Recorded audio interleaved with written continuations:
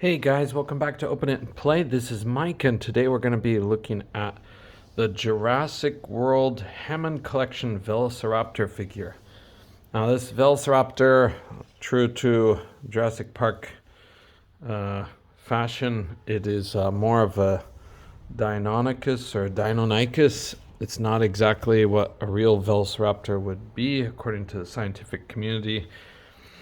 Or the majority of the scientific community. It is basically more or less the Velociraptor would be like a turkey-sized little guy, but I hope you can see that. It looks like it's having a hard time focusing, but yeah. So I got this guy at the shop in the area where my school is. He was on sale, but the price is a little bit cheaper than this. But you can see they're trying to claim that their retail price is 3,300 yen, but there's no way it's that much.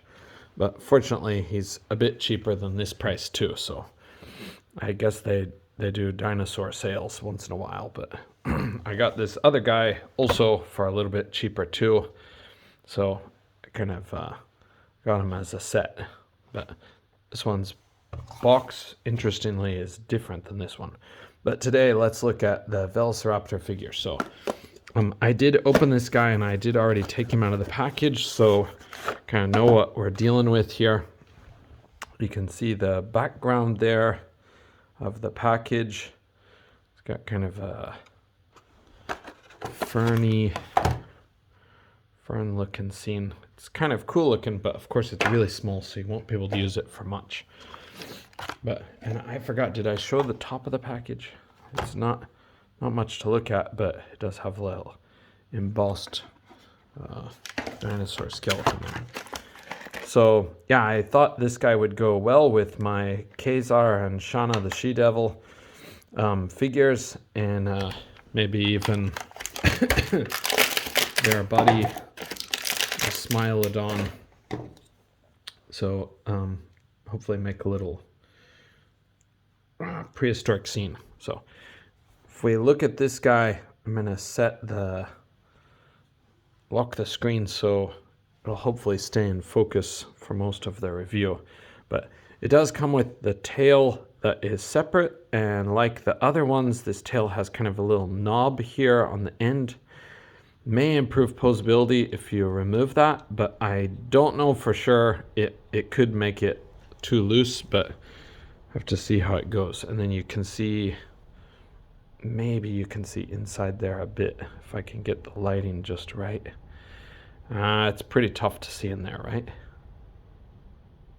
I think it's not going to focus on that well enough. Come on. Somehow it just does not want to focus on that. Sorry, something about the colors, I guess. But it seems like it would focus on that detail. There we go. Okay, there you go. You can see a little bit inside there. It's pretty dark, but... So we're going to put this on, but the room is colder than cold. It's been very cold recently. Oh, I got it. The colors don't match very well, but anyway, it's been colder than cold recently here, but that's pretty mild for somebody like in my case, from a much colder place than Tokyo area. But yeah, anyways, it clicked on, so no worries. This guy is going to be kind of similar to those guys that I reviewed before. I forgot what the name of them was, but they were also kind of a type of raptor. But we'll see his aesthetic first. He is one of the smaller figures, so he doesn't have any mechanical action, but he's got pretty good posability for being a smaller, simpler figure. But yeah, I sort of like these better than the bigger guys because the bigger guys look kind of chunky, and the joints on the bigger figures stand out a little bit more than the joints on this guy. So, and I like the detail on the eyes for these guys. If I can get it If I can get it to focus on him. There we go. These eyes look quite cool. They have kind of the little crystal plastic thing, and then the black part painted on top of that, where it does look more realistic. Kind of looks different from the different angles, so I like that part. Okay, and we'll get on to his articulation.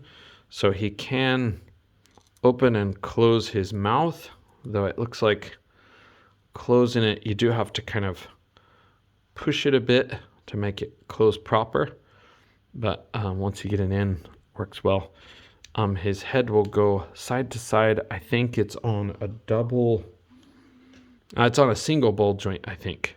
But it doesn't have the best range, but it's not too bad. Up about that far, down is where it's kind of hurting. Can't make it go down too much. But okay, and then he does have this joint for his neck too. So it'll get you a little bit of side to side, but not a whole lot. So, okay. And as for his arms, they are on like a hinged ball joint. So they can go out to the sides like that. Sorry, it's out of focus again. Out to the sides like that and in. And then he does have the same kind of joint at his, I guess you could call it his elbow. They'll go straight out like that and like that.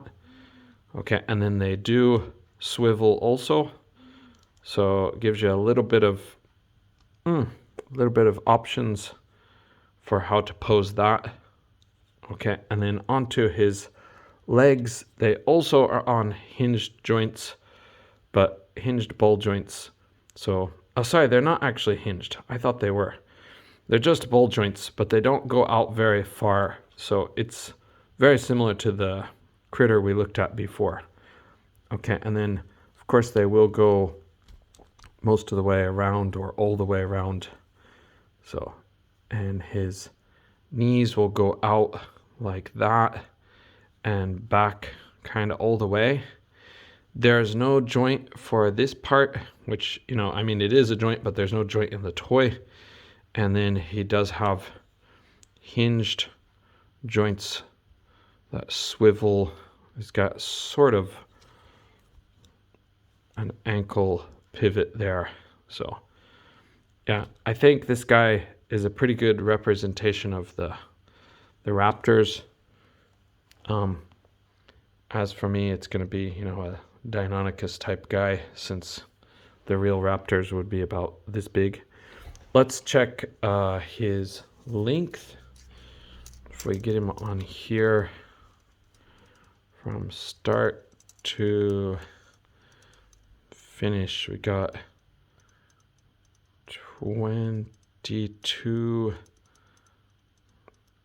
22 centimeters, and that looks like it is 8 inches, about 8.5 inches exactly, from like tail to head, and that's sort of spread out. So yeah, I can't get his head lower, so that's kind of his maximum length. So, and we can compare him to, we don't have Khazar here, Zabu, but we do have our handy dandy agents here. I'll open his mouth back up, and we'll try to get him on a bit of a different field so you can see how he stands compared to those. This foot is up higher because of his knee joint being bent all the way. Okay, he's not exactly gonna, oh, he is gonna stand. Okay, so you can see they stand about waist height compared to like a Marvel Legends scale figure.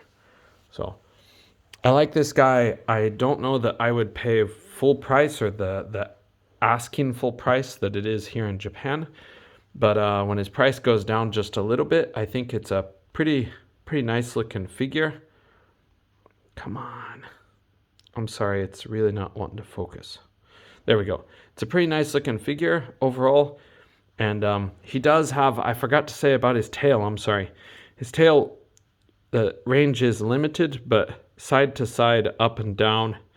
And he does have a bendy wire in here, but the bendy wire ends, looks like it ends about here. So you won't be able to get amazing range. About here is where the bendy wire ends. So, but yeah, it's nice to have a bendy wire in a figure this small.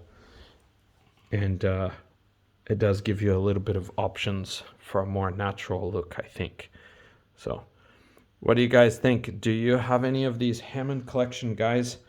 I actually had some when my son was younger because I thought he might get into dinosaurs a lot. But he got into dinosaurs, but they were a bit smaller for the figures. Really, really little guys that would go kind of like with toy cars.